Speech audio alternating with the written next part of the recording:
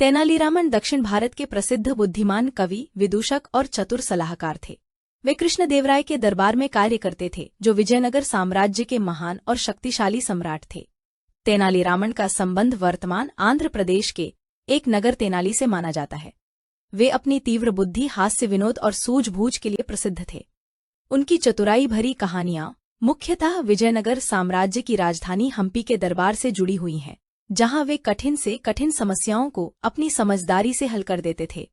आइए अब तेनालीरामन की कुछ बुद्धिमानी से भरी रोचक कहानियां सुनते हैं, जो हमें हंसी के साथ साथ गहरी सीख भी देती हैं। एक बार राजा कृष्णदेवराय दरबार में बैठे मंत्रियों के साथ विचार विमर्श कर रहे थे कि तभी एक व्यक्ति उनके सामने आकर कहने लगा, महाराज, मेरे साथ न्याय करें।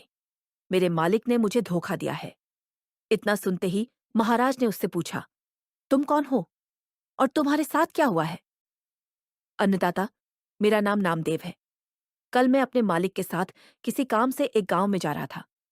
गर्मी की वजह से चलते चलते हम थक गए और पास में स्थित एक मंदिर की छाया में बैठ गए। तभी मेरी नजर एक लाल रंग की थैली पर पड़ी थी, जो कि मंदिर के एक कोने में पड़ी हुई थी। मालिक की आज्ञा लेकर मैंने वो थैली उठा ली। उसे खोलने पर पता चला कि उसके अंदर बेर के आकार के 2 हीरे चमक रहे थे।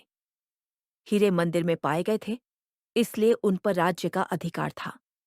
परंतु मेरे मालिक ने मुझसे ये बात किसी को भी बताने से मना कर दिया और कहा कि हम दोनों इसमें से एक एक हीरा रख लेंगे। मैं अपने मालिक की गुलामी से परेशान था, इसलिए मैं अपना काम करना चाहता था, जिसके कारण मेरे मन में लालच आ गया। हवेली आते ही मालिक ने हीरे देने से साफ इनकार कर दिया। यही कारण है कि मुझे इंसाफ चाहिए। महाराज ने तुरंत कोतवाल को भेजकर नामदेव के मालिक को महल में पेश होने का आदेश दिया। नामदेव के मालिक को जल्द ही राजा के सामने लाया गया। राजा ने उससे हीरों के बारे में पूछा तो वह बोला, महाराज, ये बात सच है कि मंदिर में हीरे मिले थे, लेकिन मैंने वो हीरे नामदेव को देकर उन्हें राजकोष में जमा करने को कहा था। जब वह वापस लौटा तो मैंने उससे राजकोष की रसीद मांगी तो वह आनाकानी करने लगा। मैंने जब इसे धमकाया तो ये आपके पास आकर मनगढ़ंत कहानी सुनाने लगा। अच्छा, तो ये बात है, महाराज ने कुछ सोचते हुए कहा। क्या तुम्हारे पास इस बात का कोई सबूत है कि तुम सच बोल रहे हो? अन्नदाता, अगर आपको मेरी बात पर यकीन नहीं तो आप मेरे दूसरे 3 नौकरों से पूछ सकते हो। वो उस वक्त वहीं थे। उसके बाद 3 नौकरों को राजा के सामने लाया गया। तीनों ने नामदेव के खिलाफ गवाही दी।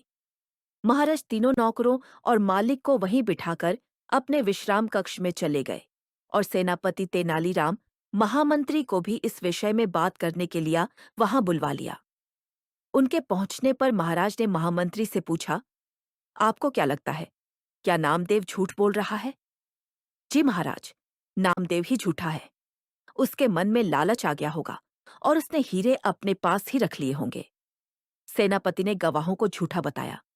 उसके हिसाब से नामदेव सच बोल रहा था। तेनालीराम चुपचाप खड़ा सबकी बातें सुन रहा था।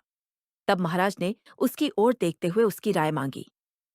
तेनालीराम बोला, महाराज, कौन झूठा है और कौन सच्चा, इस बात का अब भी पता लग जाएगा, परंतु आप लोगों को कुछ समय के लिए पर्दे के पीछे छुपना होगा।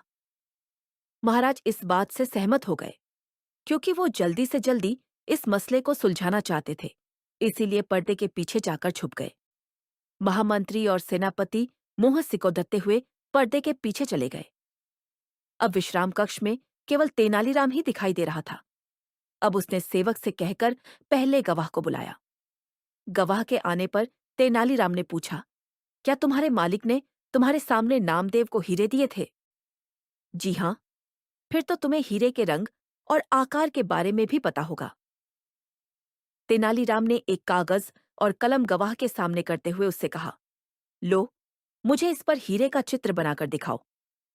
इतना सुनते ही उसकी सिट्टी पिट्टी गुल हो गई और बोला, मैंने हीरे नहीं देखे, क्योंकि वो लाल रंग की थैली में थे। अच्छा, अब चुपचाप वहां जाकर खड़े हो जाओ। अब दूसरे गवाह को बुलाकर उससे भी यही प्रश्न पूछा गया। उसने हीरो के रंग के बारे में बताकर कागज पर 2 गोल गोल आकृतियां बनाकर अपनी बात साबित की। फिर उसे भी पहले गवाह के पास खरीदी डेछा कर दिया गया और तीसरे गवाह को बुलाया गया। उसने बताया कि हीरे भोजपत्र की थैली में थे, इस वजह से वह उन्हें देख नहीं पाया। इतना सुनते ही महाराज पर्दे के पीछे से सामने आ गए। महाराज को देखते ही तीनों घबरा गए और समझ गए कि अब सच बोलने में ही उनकी भलाई है।